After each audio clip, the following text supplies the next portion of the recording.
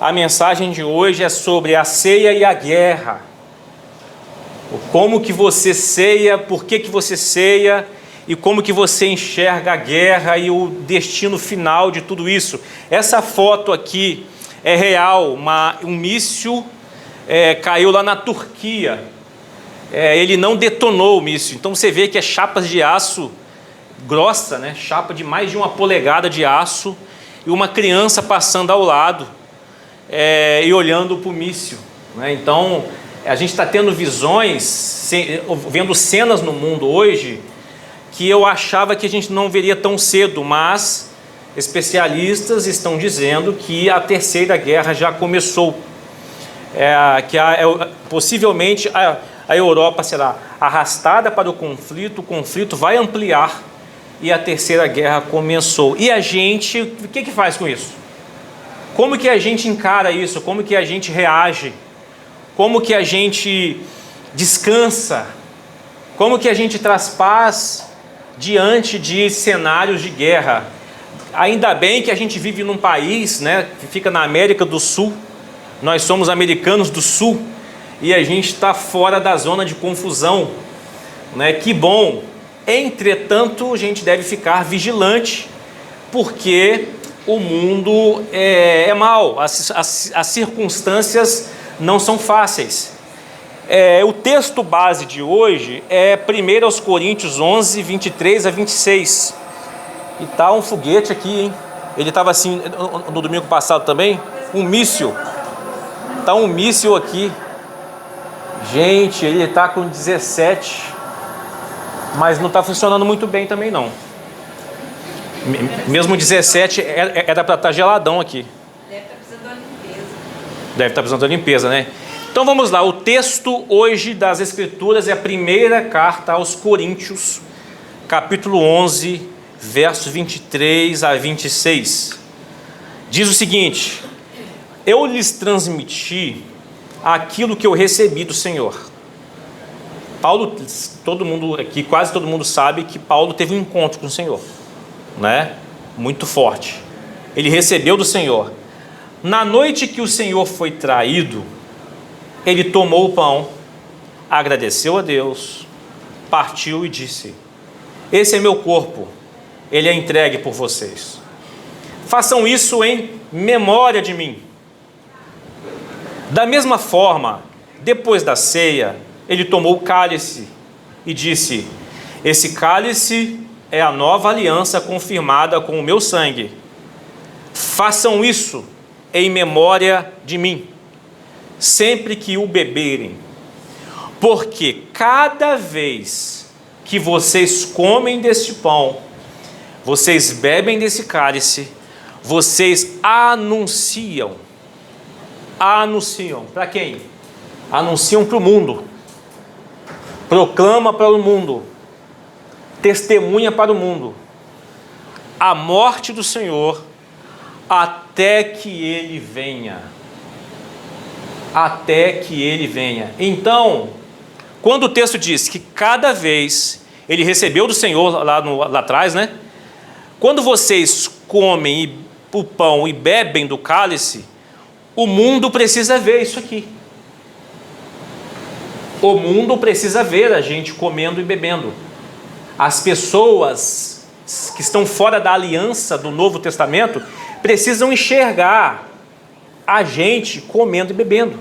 Porque quando você come e bebe, anunciam, lá do grego é proclamar, vocês estão testemunhando algo, a morte do Senhor até que ele venha. E o que ele venha? O que significa ele venha? As pessoas, quando tomam a ceia, geralmente elas entram num processo de contrição, de observação, de autoanálise interna. As pessoas, quando tomam ceia, se preocupam com os seus pecados. As pessoas confessam os seus pecados. E geralmente há muita preocupação com os pecados sexuais. Geralmente, tradicionalmente é assim. E aí, come assim, eu comi e bebi da ceia do Senhor e ganhei mais uma life, mais no game. eu tenho mais um mês de sobrevida. Porque se eu morrer, eu estou salvo. Geralmente as pessoas fazem isso, como se fosse um game. Cada ceia ganha uma vidazinha até o próximo mês, para tomar de novo. Mas o texto não está dizendo isso.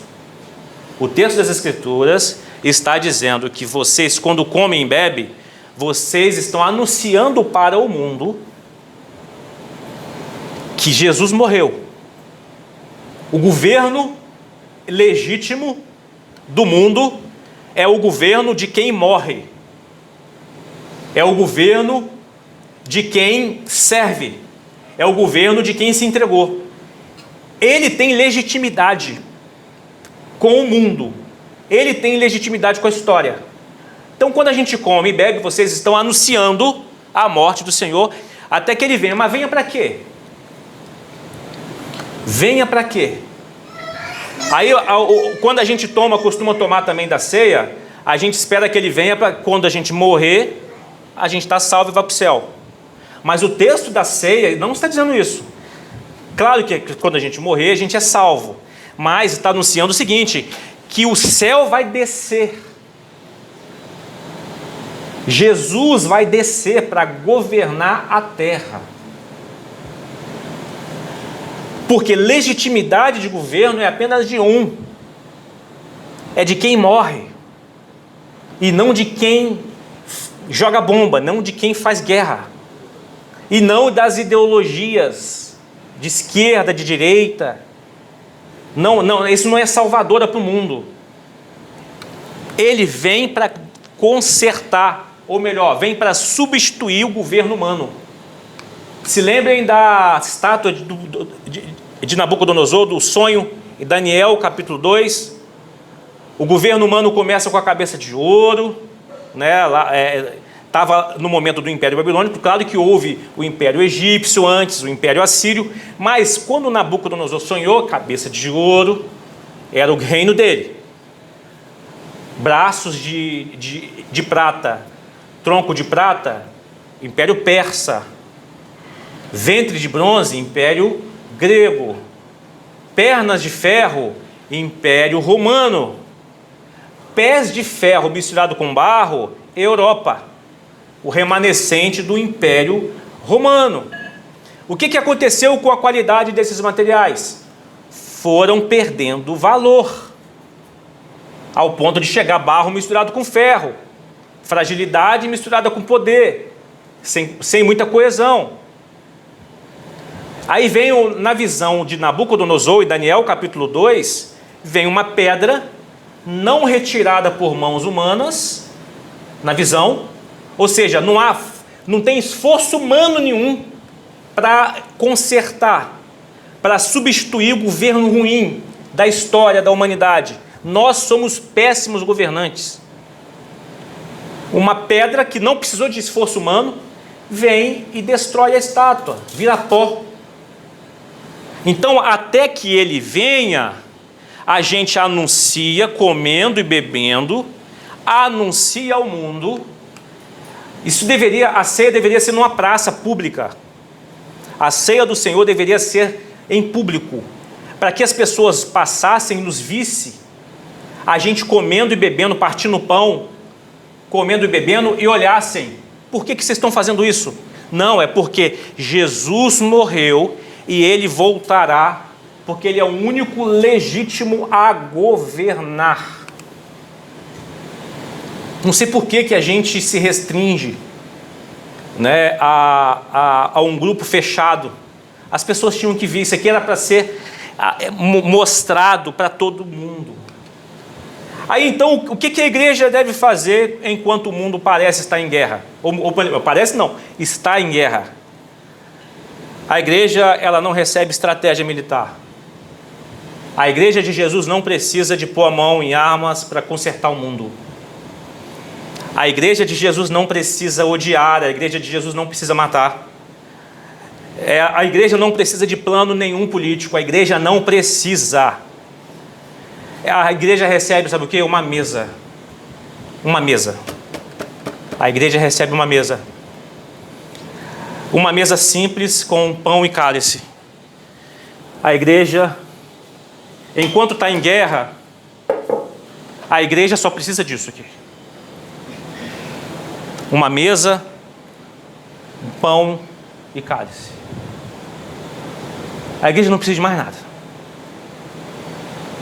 É isso que o texto está dizendo. Enquanto a gente come e bebe, a gente anuncia que Jesus voltará para substituir os reinos humanos. Não é nem consertar, é substituir. A visão da estátua de Daniel é substituir. Aí o apóstolo Paulo escreve: vocês bebem, vocês comem, vocês anunciam. Proclamam publicamente, a palavra no grego, anunciar. Declara diante do mundo, anuncia como mensagem oficial. Celebrando a ceia, a gente está proclamando à sociedade uma mensagem em meio às guerras. Que mensagem é essa? A primeira mensagem que a ceia declara, nos ensina: a ceia destrói a teologia do domínio. A ceia destrói a teologia do domínio. Existem vários sistemas criados pelo ser humano para governar, para dominar, para colocar ordem, para colocar controle. Então todo sistema, todo império, ele tem três coisas. Todo império precisa de pessoas, precisa de gente, precisa de massa populacional. População sob domínio. Todo império precisa de organização, estrutura hierárquica do império. E a parte de cima da pirâmide hierárquica está a elite. E quando essa elite fica no topo e a massa populacional na base. Mas o império precisa de gerar riquezas, então ele cria uma organização para a geração de riquezas. Mas além de massa populacional, além de organização hierárquica, o império precisa matar. Todo império precisou de morte para se sustentar. Tanto morte dentro das suas fronteiras, quanto morte fora das suas fronteiras. Aí a consequência é o seguinte: a massa populacional começa a competir por recursos, começa a gerar insatisfação, começa a gerar desigualdade.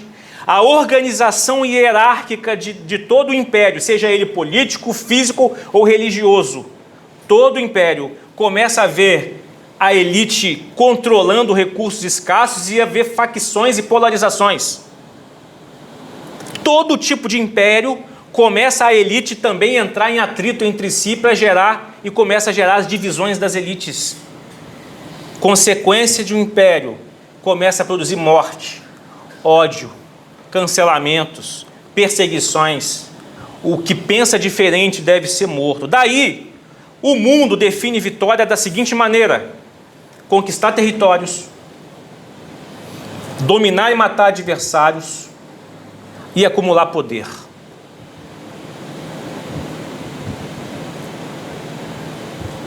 Existe uma teologia evangélica chamada teologia do domínio.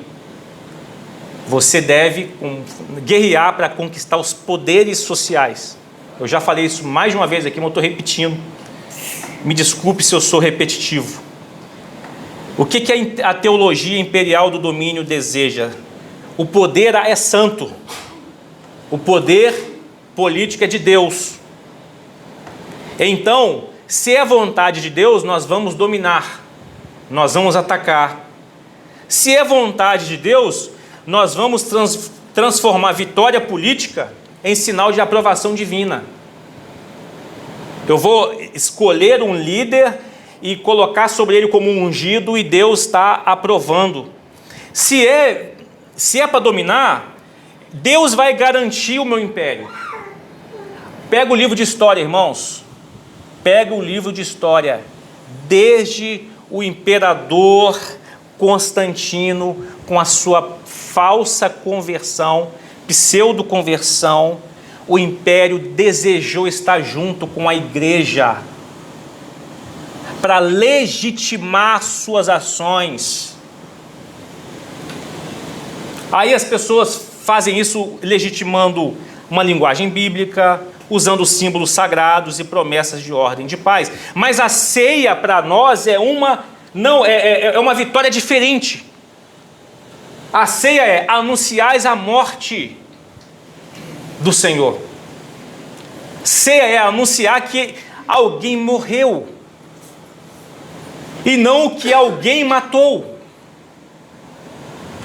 Alguém amou e não alguém que odiou. Isso é estranho, porque quando fala anunciou a morte, é como se parece na linguagem, no entendimento universal, que se fosse uma derrota. Mas no Evangelho, a cruz é a maior vitória possível, a maior vitória da história. Quando a gente vai lá para o profeta Isaías 53, no verso 5, disse que a gente está anunciando aquele que foi transpassado pelas nossas transgressões. Ele foi moído pelas nossas iniquidades. O castigo que traz hoje paz para você estava sobre os ombros de Jesus. E pelas suas pisadas nós fomos sarados. O Messias venceu não esmagando pessoas inimigos, mas ele venceu entregando a sua própria vida. John Stott escreveu no seu livro A Cruz de Cristo: a cruz não apenas alcança a redenção, ela redefine o que significa vitória. O que significa vitória? Você vai para a sociedade e pergunta: o que é vitória? Vitória é derrotar o próximo, vitória é matar, vitória é destruir. Mas pela cruz mudou. Vitória é oferecer-se em serviço. Vitória é morrer. Vitória é se entregar. A maior vitória não foi no campo de batalha, foi na cruz. No cristianismo verdadeiro, na fé verdadeira, não está trono conquistado, não está inimigo derrotado ou morto, mas está uma execução feita pelo Estado.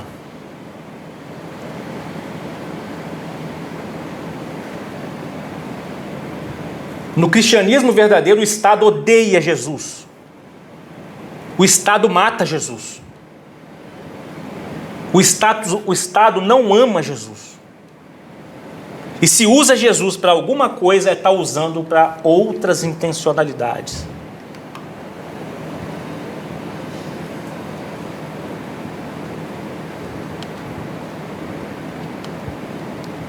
Segunda coisa que a gente aprende: a ceia revela que a sociedade sempre erra o Messias. João capítulo 19,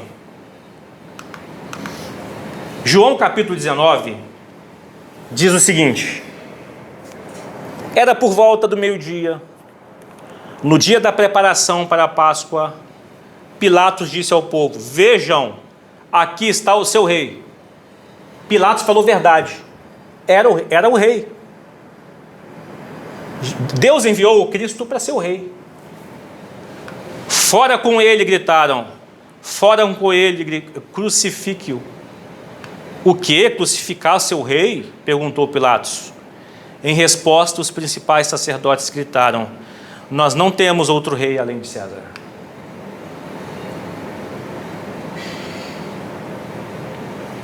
O império da religião, o império do Estado, odeia a ideia de Jesus ser rei. Aí você vê aqui que os principais sacerdotes gritaram: nós não temos outro rei além de César. Então Pilatos lhe entregou Jesus para ser crucificado e levaram Jesus. Aqui ocorre o que? Um colapso teológico que, para preservar estabilidade, rejeita-se o verdadeiro rei. Aceita-se poder violento para preservar estabilidade. Para preservar a estabilidade, Estado, império religioso ou império político tem que matar. A cruz então expõe que o império, sociedade, religião e Jesus são incompatíveis. Aí a gente aprende o seguinte, mais um item: a memória litúrgica da cruz bloqueia recaídas ao poder do domínio imperial.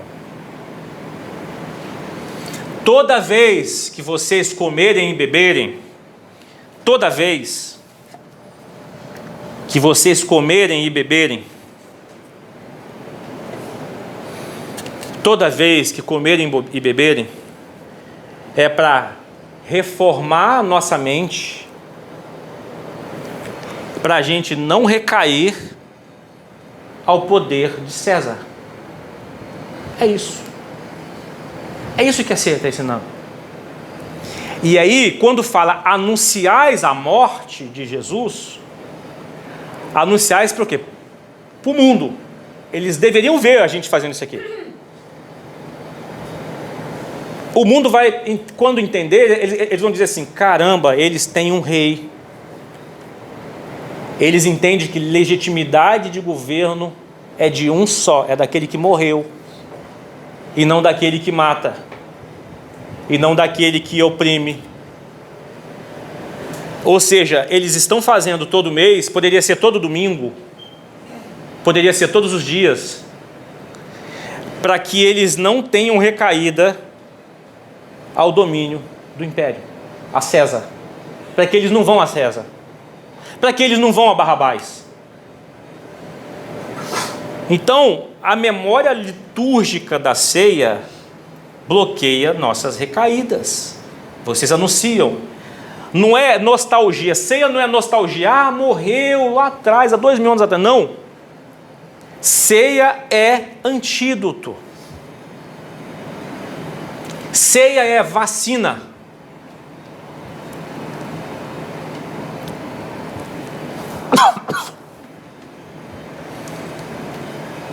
Antídoto contra a busca do poder, vacina contra flerte, contra a dominação. De novo, a ceia é antídoto contra a busca de poder, quanto ao flerte com a dominação e quanto à sacralização de autoridades humanas. A cruz nos acusa, quando a gente está na memória litúrgica da ceia, nos acusa se a gente está se afastando do fundamento. O único que tem legitimidade de governo é quem morre. O único que tem legitimidade de governo é Deus, na pessoa de Jesus. E Ele voltará para substituir os reinos humanos. Então, sem a cruz, o cristianismo vira ideologia, o reino vira sistema e Cristo vira símbolo de poder. Com a cruz, a autoridade permanece serviço, liderança permanece entrega e governo permanece aquele que cuida. É o governo pastoral. Como ficar nesse quadrante aqui? Ceia.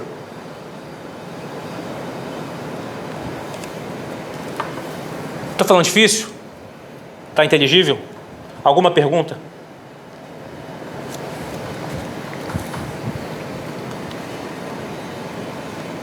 Apocalipse capítulo 5. Apocalipse capítulo 5. Verso 9, diz que o Cordeiro tem os 24 anciãos, os 4 seres viventes entoavam um cântico novo com estas palavras: Tu és digno de receber o livro. Qual que é o livro? O livro da história. É o livro de tudo que iria acontecer, a abrir os selos e ler o livro. Pois foste sacrificado. Só Ele é digno, porque Ele foi morto. Essa é a lei divina. Dignidade de poder é só de quem morre sacrificialmente, legitimamente foi sacrificado. E com o teu sangue compraste para Deus. Ele pagou um preço de compra, porque na justiça divina a gente estaria condenado, mas Ele pagou um preço. Compraste para Deus pessoas de toda tribo, língua, povo e nação. Pessoas, o único dono de pessoas é Jesus.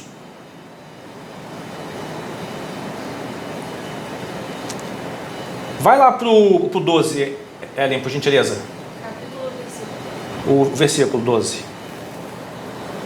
Aí eles cantavam com forte voz: digno é o Cordeiro que foi sacrificado, de receber poder, riqueza, sabedoria, força, honra, glória, louvor. Digno é o Cordeiro que foi sacrificado. Sabe o que acontece, gente? Sabe o que acontece? Nós, cristãos,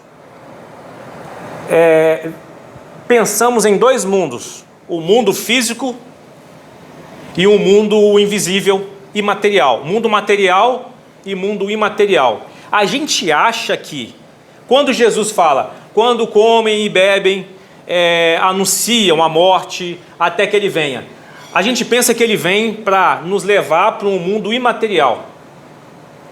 Todo mundo vestidinho de branco, todo mundo alma penada. Mas o texto está dizendo que Ele vem para trazer o céu para a terra.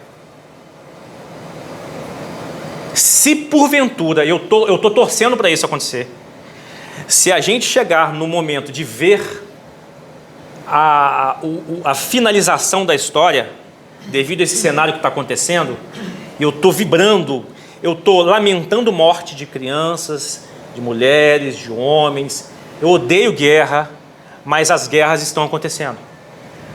Eu não tenho controle sobre isso. O que eu tiro de positivo disso? Além de lamentar as mortes, lamentar a falta de diálogo, a falta de paz no mundo, a gente pode ver acontecer a volta de Jesus. E eu tenho uma notícia boa e uma notícia ruim para você. Se a gente vir a volta de Jesus, e se de fato a gente come e bebe dignamente, o que é comer e beber dignamente? Eu entendo que Cristo está no governo. Dignamente, se você olhar o contexto da primeira carta aos Coríntios, cuide de seu irmão, não coma ceia só para você, não pega os melhores vinhos para você, ame uns aos outros, espere uns aos outros, mas com a cruz é dignamente, a autoridade minha é meu serviço. Dignamente a liderança é a minha entrega. O governo só funciona, só é legítimo dignamente se ele cuidar. Se ele oprimir, não é um governo semelhante ao de Cristo. Mas se a gente come e bebe dignamente, a gente verá Jesus voltando. E a gente será recolhido para encontrar com Jesus nos ares, mas não está falando no céu. Está falando numa atmosfera à parte, a gente com o corpo transformado. Eita, míssil de novo. Vamos esperar o míssil decolar. Tá rindo, né, Ângela?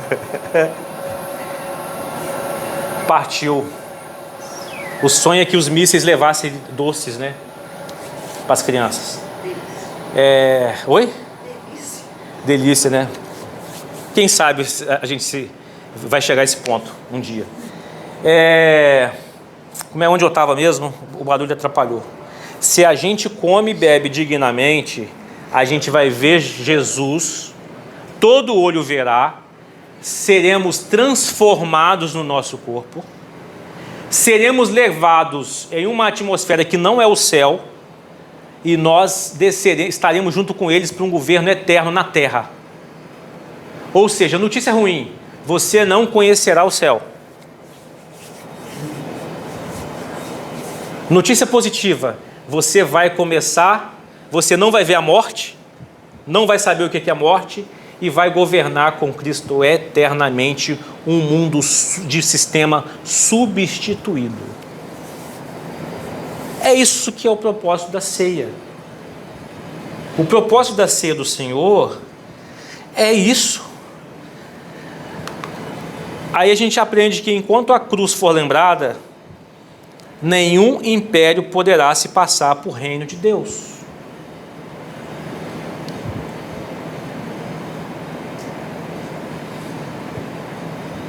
Enquanto a cruz for lembrada, nenhuma política nacional poderá se passar por reino de Deus.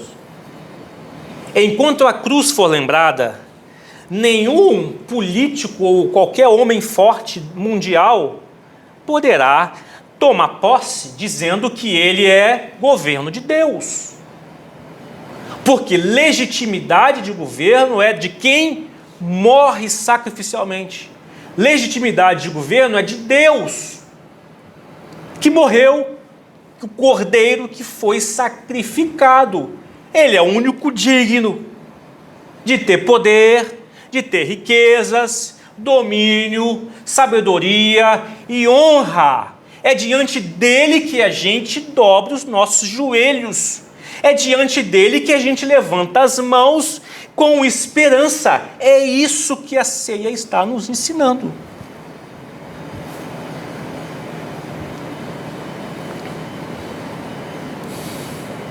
Mas disseram, não temos outro rei além de César.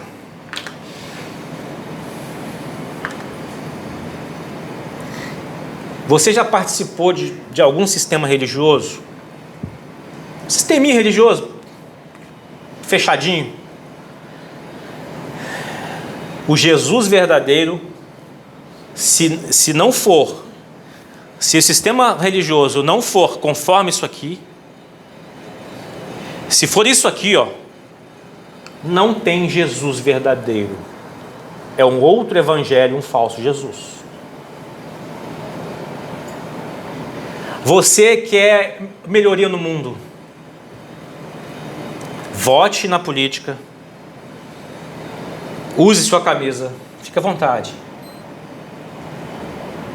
Mas não use como governo de Deus a sua ideologia política. Não é. Qualquer líder político, qualquer que seja, ele não é o cordeiro que foi morto e sacrificado.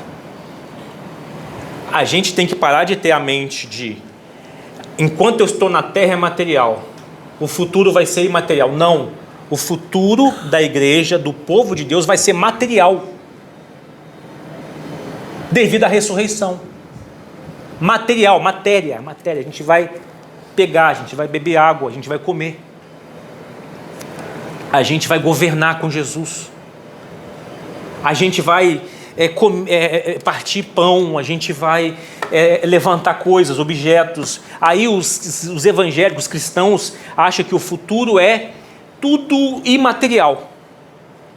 Então, enquanto está nessa terra, é a chance única de conviver com a matéria, porque depois não vai conviver com matéria, vai ser uma penada de vestida de branco que não toca em nada, que não, nada a ver, gente. A ceia está nos lembrando que enquanto a gente come, enquanto a gente bebe, a massa populacional está competindo por recursos, a massa populacional está insatisfeita, a massa populacional está reclamando de desigualdade.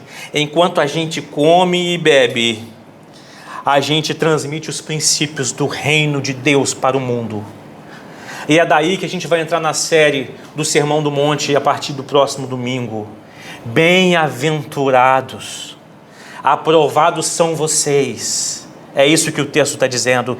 Se vocês forem pacificadores, se vocês chorar com os que choram, se vocês, me ajuda ele a lembrar aí, agora, ter fome e sede de justiça, não por fome e sede de justiça de trazer de lá para cá, mas de levar daqui para lá. Enquanto a gente come, bebe, enquanto a organização dos sistemas está com uma elite,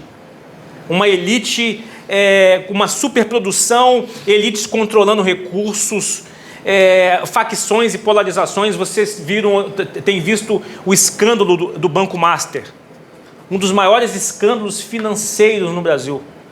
Elite. O dono do Banco Master tem acesso a elites, tanto do legislativo, quanto do executivo, quanto do judiciário. Essa organização não consegue gerar um mundo melhor.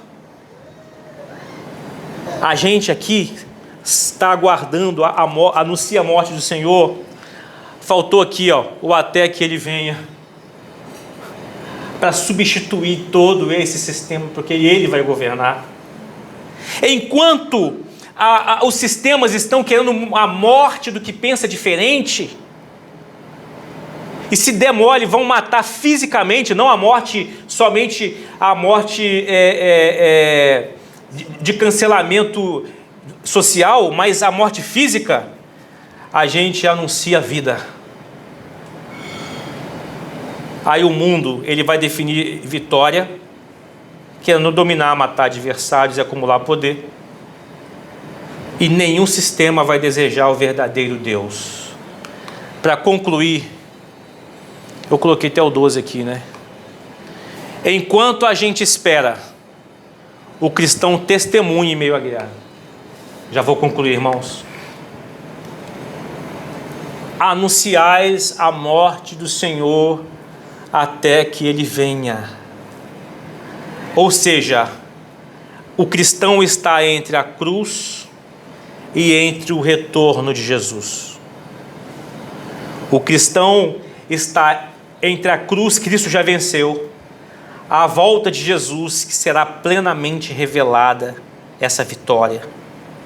O cristão está em espera ativa, anunciando, proclamando publicamente, declarando ao mundo uma mensagem oficial: Cristo venceu e o seu reino é inabalável. A pergunta inevitável é: como o povo de Deus vence essa guerra?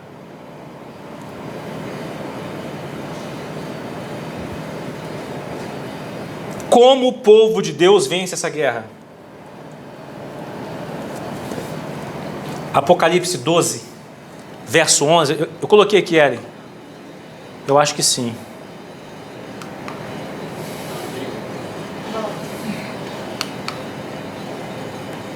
Como que nós vencemos essa guerra? Apocalipse 12 está mostrando numa figura metafórica, figurada, o dragão, Satanás, perseguindo uma mulher, que é a igreja, os salvos em Jesus, Israel convertido e gentios convertidos, e uma mulher. E o filho dessa mulher, que é o Cristo. Eles vão para o deserto.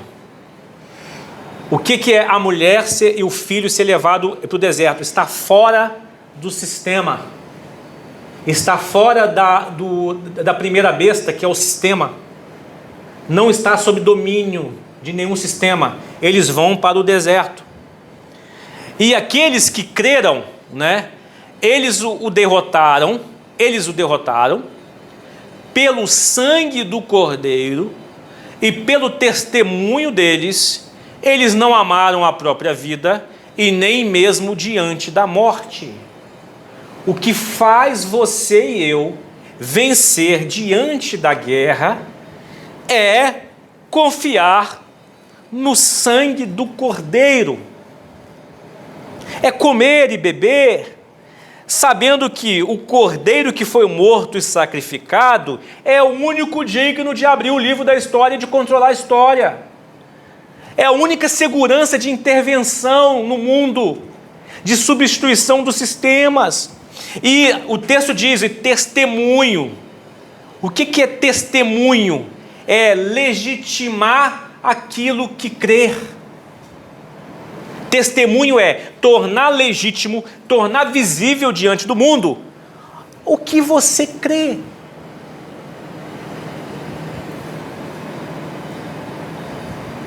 Ou seja, a vitória da igreja, ela não está por meio de impérios. Cadê a ideologia política aqui? Não, é o sangue do Cordeiro. A vitória da igreja não está com base nas armas, nos mísseis. A vitória da igreja não está com base no poder político mundial. Sangue do Cordeiro, tornando visível se de fato crer. Conclusão, irmãos. O mundo está em guerra. Impérios estão disputando poder. Emmanuel Macron deu uma declaração essa semana que a França vai produzir mais bombas atômicas. Já viram isso? A França vai produzir mais bombas atômicas. A China vai passar a botar 7% do PIB, enquanto a média é 5% dos outros países. A China aumentando o investimento em armamentos. Os países da Europa estão direcionando o aumento do percentual do PIB para armamentos.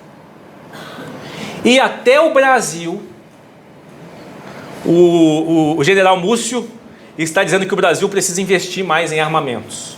E de fato, nós somos muito ruins em armamentos. E a igreja está preocupada com o quê? A igreja, o reino de Deus, reino. O foco é o sangue do Cordeiro.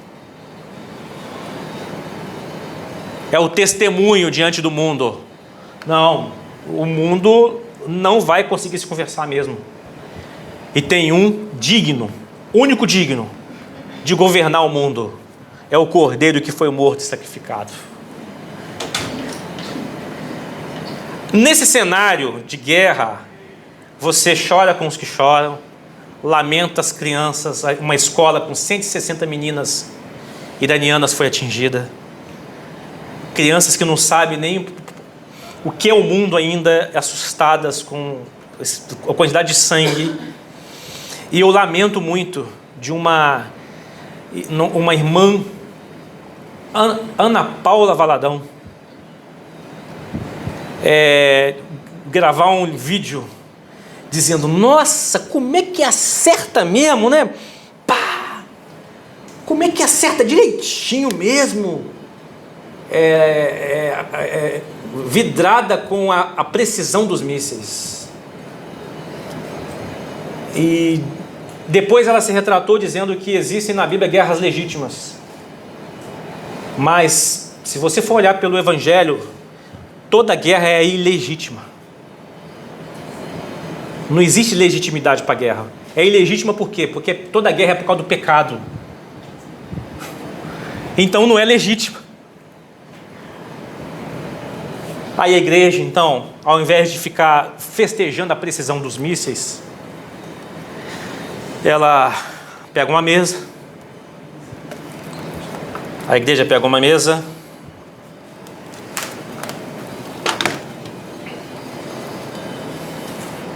A igreja pega uma mesa. Vou tirar esse copo aqui.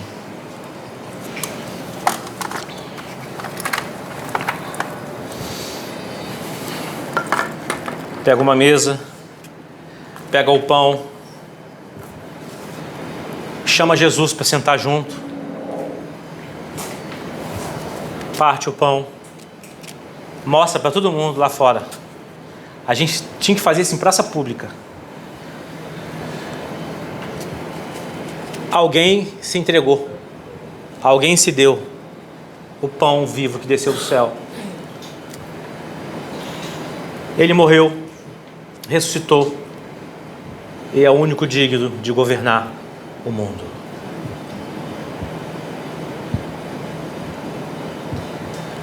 Tirem da cabeça a ideia de mundo material e mundo imaterial. Tudo é material. Ah, no céu como é que é? Tem matéria também lá no céu, a gente não sabe qual é. Por quê? Em Apocalipse capítulo 9, fala que os santos, os mártires que morreram, foram vestidos de roupas. E Jesus está lá, ressuscitado. Perfeito, Wagner. Wagner, você é 10. E Jesus ressurreto materialmente com carne e osso está lá. Então, material, a gente aguarda Jesus, o céu na terra. Se porventura, meu irmão ou minha irmã, nós virmos a volta de Jesus, você não vai conhecer o céu, mas você também não vai conhecer a morte. Você vai ter o corpo transformado para reinar com Jesus no mundo justo. Você quer governo melhor? É isso que a gente deve viver. E daí, recapitulando os 4 últimos tópicos, guarde isso aqui: a ceia destrói a teologia do domínio, revela que a sociedade vai errar o Messias, a memória litúrgica da cruz bloqueia recaídas ao poder do domínio imperial, e enquanto espera, o cristão testemunha no meio da guerra. Vamos orar. Acima de todo